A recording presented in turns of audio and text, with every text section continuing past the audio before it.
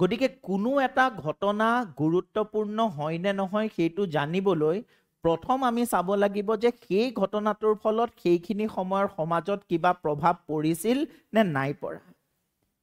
যদি সেই ঘটনাটোৰ ফলত সেইখিনি সময়ৰ সমাজত কিবা পৰিৱৰ্তন আহিছিল বা কিবা যদি প্ৰভাৱ পৰিছিলে তেনেহলে সেই ঘটনাটো আমাৰ কাৰণে এটা গুৰুত্বপূৰ্ণ ঘটনা বুলি আমি গণ্য কৰিব পাৰোঁ। আৰু সেই ঘটনাসমূহৰ বিষয়েই আমি ইতিহাসত অধ্যয়ন কৰোঁ। আৰু ইয়াতে সমাজ বুলি ক'লে সমাজৰ প্ৰত্যেকটো দিশেই সাঙুৰি লোৱা হৈছে।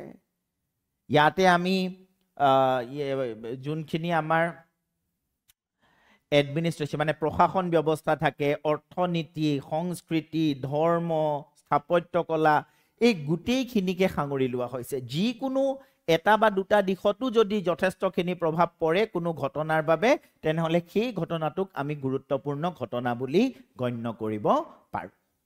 ঠিক আছে, আৰু তেনেকুৱা ঘটনাসমূহেই আমি ইতিহাসত পঢ়োঁ। ঠিক আছে, এতিয়া তুমি যে ৰজা মহাৰাজাৰ কথা কৈছিলা, ৰজা মহাৰাজাসকলকো এনেই আমি অধ্যয়ন নকৰোঁ।